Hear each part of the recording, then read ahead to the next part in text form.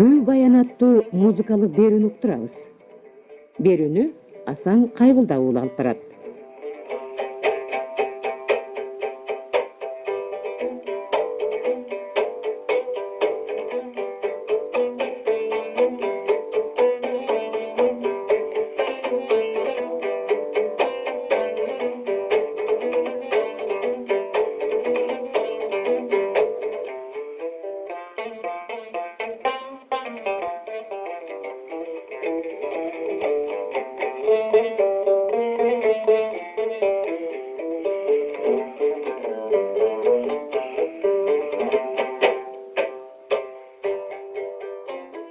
Биздин музыкалык редакцияга көптөгөн каттар келип түшөт. Ошондуктан көптөгөн радио угармандардын суроолорун канааттандырыш үчүн Күү баян аттуу музыкалык берүүнү ачтык эле. Сизди комузчу жана комуз күүлөрүн изилдөөчү катары студиябызга чакырдык эле. Ушул Күү баяны туурасында сиздин ой пикириңиз? Алла Таала 18 миң ааламды жараткан кезде жеренин перзенттери адамзат пендесин да кошо жаратып, аларды бири-биринен айырмалап турушу үчүн улут-улутка бөлүп, ар улутка мүнөздүү өзгөчөлүк белгилерин кошо роолоп энчи бөлүштүргөндө, кыргыз элине баш кийими деп ак калпагын, руханий кенчи кылып Манас дастанын, эстетикалык дөөлөтүнө 3 кыл комузун белек тапшырган экен.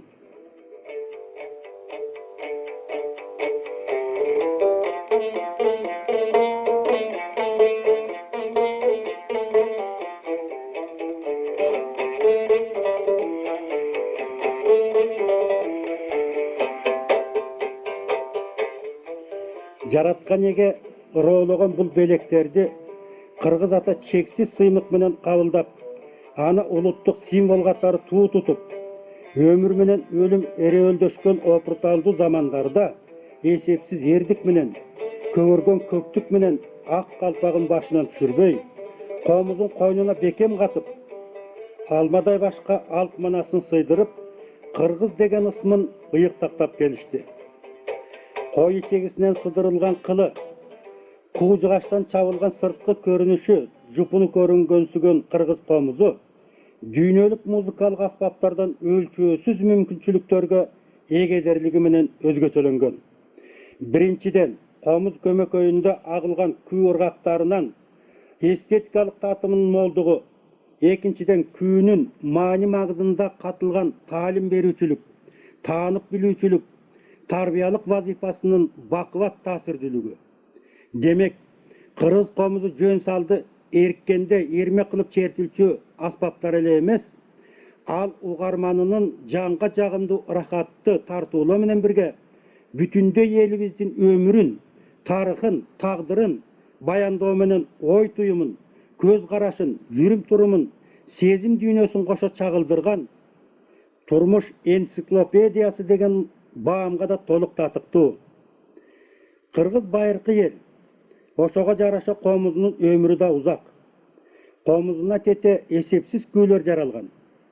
Күү бул замандар жаңырыгы. Арине, ар замандын өзүнө ылайык добуштары күү ыргагына эң ийкемдүү сиңирилген. Алгачкы комуз жаратуучу Камбар деп, күүнүн башын Камбаркан деп эсептесек, ушул аралыкта ордун таап чертсе 32 Камбаркан, акылын таап чертсе 62 Камбаркандар жаралгандыгы айгине. Тилекке каршы, байыркынын күүлөрү, өткөндүн кайрыктары биздин күнгө толук жетпеди. Бир дары кылымдардын кыйыр жолунда адашып калса, бир дары кумга сиңген тамчы суудай унутта калып кетти. Кыргыз күүсү кандайдыр бир турмуш таасирлеринен, олуттуу окуялардын негизинде же адамдын ички сезимдеринин кагылышы натыйжасында объективдүү, субъективдүү себептерден улам жаралган. Жарандык, социалдык, коомдук жактайлардан алып караганда, күүнүн жаралышына төмөнкү кырдаалдар таасир эткен болуш керек. Биринчи, элибиздин өткөндөгү тарыхый тамырларын, улуттук асыл наркын сактап калуу максатындагы замана кайрыктарын, мезгил жаңырыктарын чагылдырган тарыхый даректүү күүлөр. Буларга Манас күүлөр, байыркы Култегин бабага арналган күүлөр, эпостук дастан күүлөр кирет. Маселен, Курманбек, Ертауылды, Жаңыл Мырза, Мендірман, Гүлғақы, Шырдақбектің Боздорғы, Аққошқор қаңқы, Айған, Кетбұқа, Сарын Жібекөй, Қыздариқа, Жусуп менен Зулайқа, Қожожаш, Ақмақтым, Ақсатқын, Ақмөр, жана башка күйлөрдү атауга болор эле. Элдик уламыштардын, санжыралардын негизинде жаралган күйлөр Бек Арыстан, Баатыр Карагул, Карагул Ботом, Ақсатқын менен Кул Мырза, Кулпенде жана башкалары. Тарыхый инсандарга байланыштуу да күйлөр бар. Маселен, Канышбек, Мистеккан, Бургуй, Үчкө түлкү жана башка.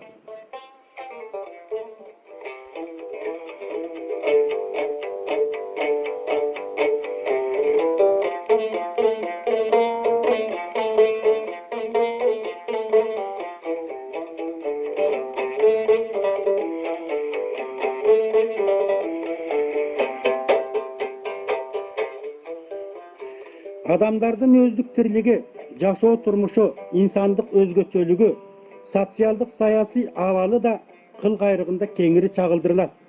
Бул идея комуз өнөрчүлүгүндө көбүнчө арман, кошок, керез, ботой, кербездер жанрында ишке ашырылып, күнүн аталышында автордук же тарыхый каармандын ысмы сактала чертилип келет. Мисалы, арман күйлөрдөн Керимбайдын арманы, Байгазынын арманы, Балбактын арманы, Абактын арманы, Бердикожо жалгызым, Бекташ, Кара Тураптын арманы жана башка күйлөр. Кошок күйлөрдөн Артык Баатыр кошогу, Курманжан Даткага кошок, Баатыркандын аялдарынын кошогу, Чыныбайдын кыздарынын кошогу, Аксылык Саламаттын келининин кошогу жана башкалары.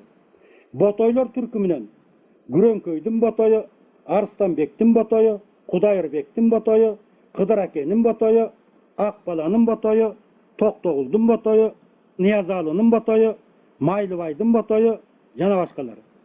Кербездерден Мураталынын кербези, Токтогулдун кербези, Шекербектин кербези жана башкаларды атоого болор эле.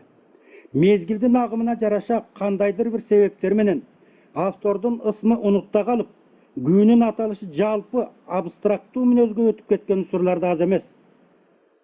Мисалы, Капалдын арман күүсү Көкөйгесте аталып, Байгазынын арман камбарканы Сынган бугу делип чертилип, көпчүлүккө тарагандыгы баарыбызга белгилүү.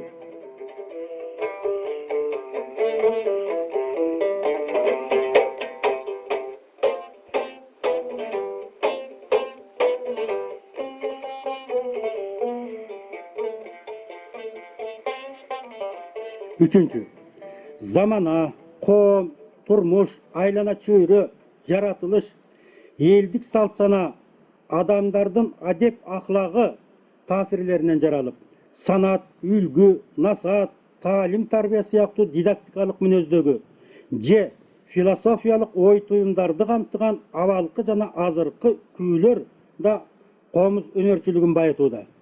Бул күйлөр камбаркан, шыңгырама, толгоолор курамында ыкташып, музыкалык ой сезимдердин маңызын, көп жактуулугун аныктап турат.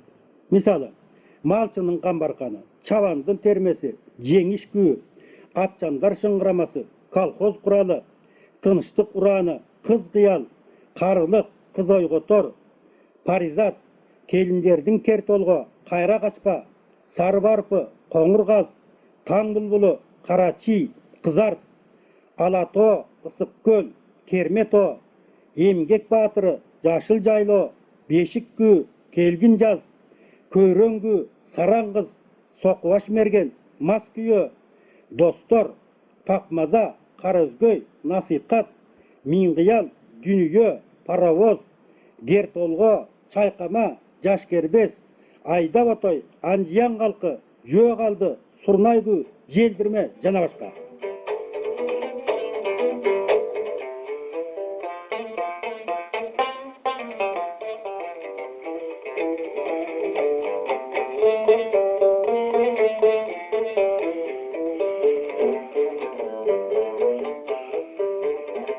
Көрүнүп тургандай, комуз күйлөр тематикага өтө бай. Ошого жараша камтыган идеялык мазмуну да аркын. Ар бир күү өз аты, өз баяны, башкача айтканда өз биографиясы менен кеңири программалуу. Демек, ар бир күүнүн жаралыш тагдырын иликтей чечмелей келсек, ар бир күү үлкөн дастан, даректүү тарыхый көркөм чыгарма. Кыргыз комузу көчмөн турмушту басып өтүп, биздин күндөргө өзү менен жүздөгөн күйлөрдү ала келди. Алардын бир дары Совет Бирлигинин жылдарында үн кабылдагыч тасмага жазылып калууга үлгүрдүк. Кыргыз радиосунун музыкалык алтын казынасында ондогон, жүздөгөн комуз күйлөрү сакталып турат. Алар кезек-кезеги менен эфир толкунунда уктурулуп, көпчүлүктүн кабылдоосуна алынууда. Ошондой болсо да, күү деген жарыктыктын жалпыга бирдей сезимге уруна албай турган чыргоолдугун эсибизден чыгарбоого тийишпиз.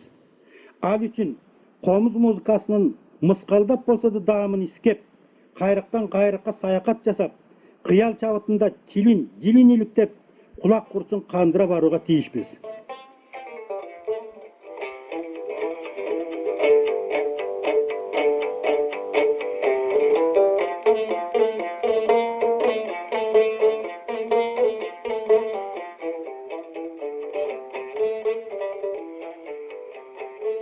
Барыдан мурун ийкемге оңойлук менен келбей турган кара күүлөрдүн жаралыш тагдырын, аны ким жана кандай максатта жараткандыгын, ошол мезгилдин тарыхый турмуштук кырдаалдарын жыйынтыктап айтканда, автордун айтайын деген оюн күү баянын угармандар баамдан өткөрүп алуусу абзел. Ниязалы, Мураталы, Карамолдо, Ыбырай сыяктуу комуз өнөрүнүн пирлери комуз чертсең күнүн атын атап чер, санжыра баянын айта отуруп чер деген нускоосу жадыбыздан кете элек.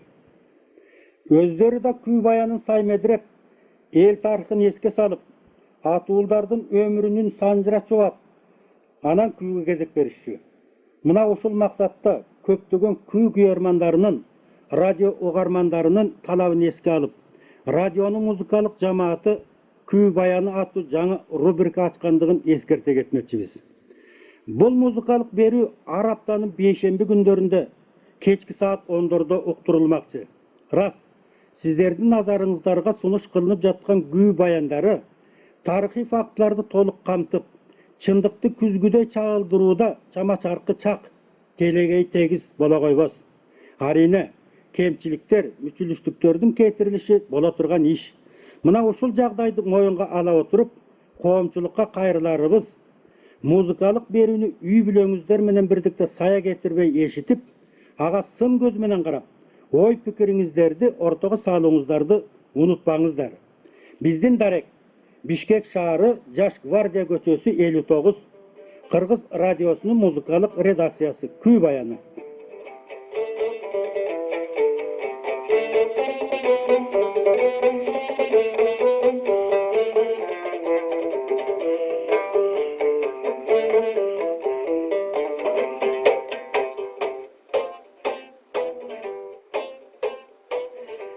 Эмесе кымбаттуу күү күйөрмандары, жалпы эле радио угармандары, музыкалык берүүнүн алгачкы барагы сиздердин назарыңыздарда.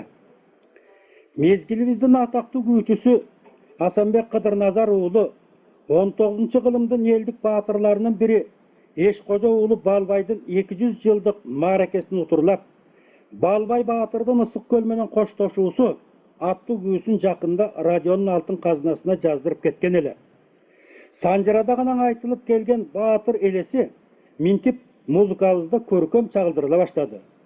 Бул күнү баатырдын мааракесине күүдесте катары сунуп, күү баяны аттуу музыкалык берүүбүздүн алгачкы барагын ачмакчыбыз. Балбай атабыздын 200 жылдык мааракесине арнайм. Балбайдын көлү менен коштошуусу, баатырлыгын эскеришип кыргыз элин заңгыратып тургузушту эстелигиң. Куран окуп багыштадым ушул күйүмү, аз да болсо арбагыңа эстелигим. Айлам жок мааракеңе барышпадым, 60-тан ашып кеткен оорукчал абышкамын. Тили так комуз менен жеткирейин, ушул күйүм тирүүмдөгү камчыңды чабышкан. Нарттуу болдуң, салттуу болдуң, жүрөгүңдө кара жок баатыр болдуң. Ичи бузуп пейли барна адамдарга окшошподуң. Бул күү колго түшүп байланып баратканда ыйык көлүң жириң менен коштошкон.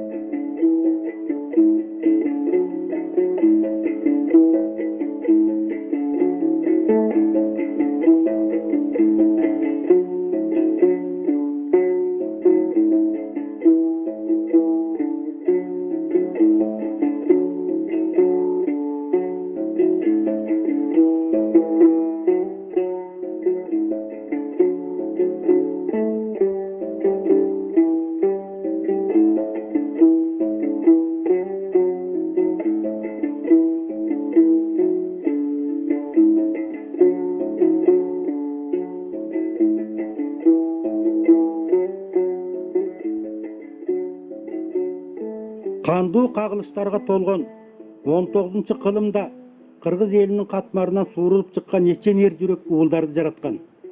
Ошолордун катарында Эшкожо уулу Балбайдын ысмы эл жүрөгүндө Балбай Баатыр аталып 200 жыл аралыкта сакталып келет. Балбай Баатыр болжолу 1791 жылы Ысык көлдүн түп аймагындагы Сарбулак деген жерде жарык дүйнөгө келген. Балбайдын теги көл бугусунун белек урусунан. Атасы Эшкожо, чоң атасы Абайылда, бабасы Токой, жотосу Белек, кубарысы Жамангул, муштуму Алсейит, жетеси Орозбакты. Балбайдын энеси Айжамал Сарбагыштын чоң манабы Атеке Баатырдын кызы экен. Улама сөздөргө караганда, энеси боюна бүткөндө жолборстун жүрөгүнө талгак болуп, бала төрөлгөндө бир учуна кан чеңгелдеп түшкөн деген да кабар бар. Демек, жомоктого алыптар сыяктуу Балбайдын Баатыр төрөлүшү курсакта экендигинде эле билинген окшобойбу?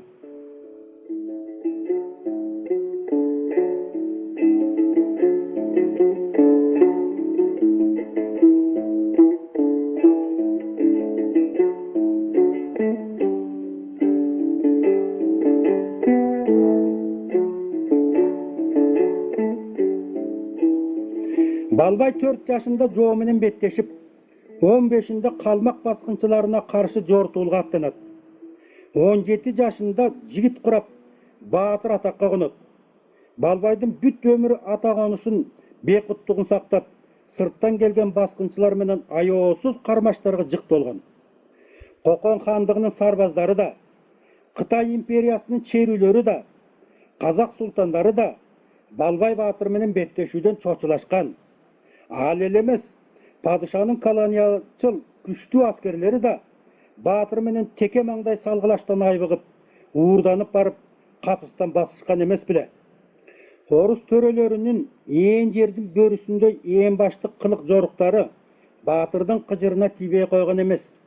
Мындай убакта намыска туулган эр Балбай гана күчтүү жоого айбат кылып, теке маңдай айкашка дит багып чыккан. Падышалык бийликке мындай чыйрак адамдар жакмак беле. Ар кандай айла амалдар менен караламан элдин баш көтөргөндөрүнүн көзүн тазалап туруш алардын милдети болгон. Ошентип, Балбай Баатыр сыяктуулар өкүмү күч колониялык бийликтин курманы болушкан. Балбайдын өмүрүнүн акыркы жылдары 1867 жылдын күз айлары 70 жаш курак эле.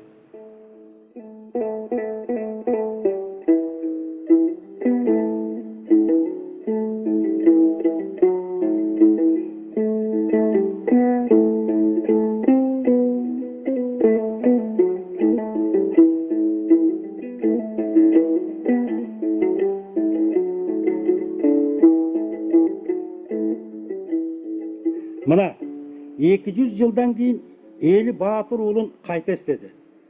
Киндік қаны тамған көл қыласындағы Сарбұлақ жерінде ескі қабырының үстінде көк мармардан көзін жоғысын алған күмбез салынды.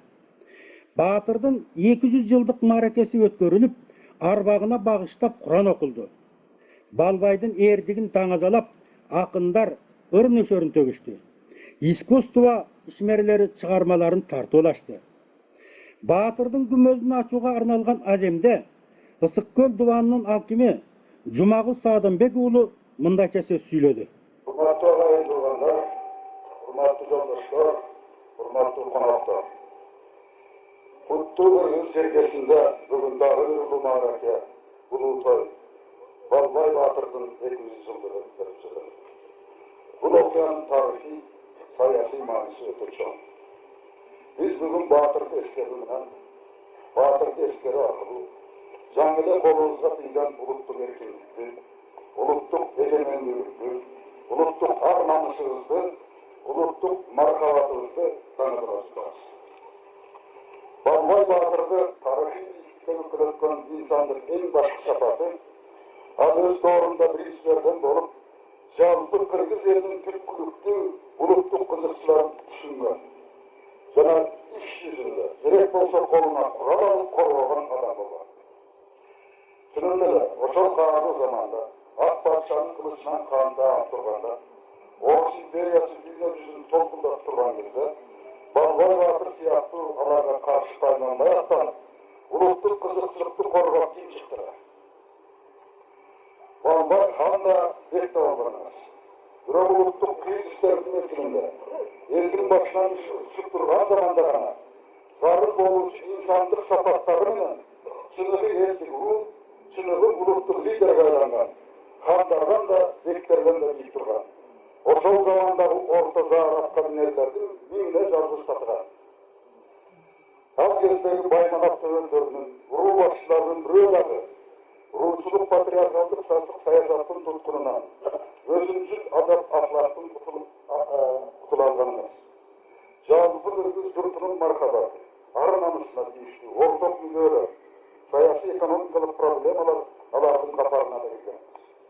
Натыйжада Кыргыз уруулары өз-өзүнчө чачыранды, бытыранды болмок тургай, бири-бири менен кармашып, башкенттерге жем болуп коргонуп берген.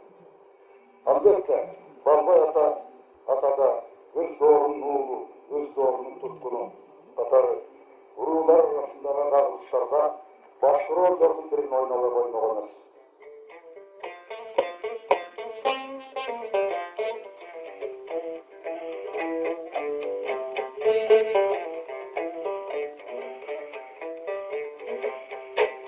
Сиздер Гүү Баян аттуу музыкалык берүүнүн биринчи уктуруусун уктуңуздар. Уктуруунун уландысын келерки бейшемби күнү улантабыз.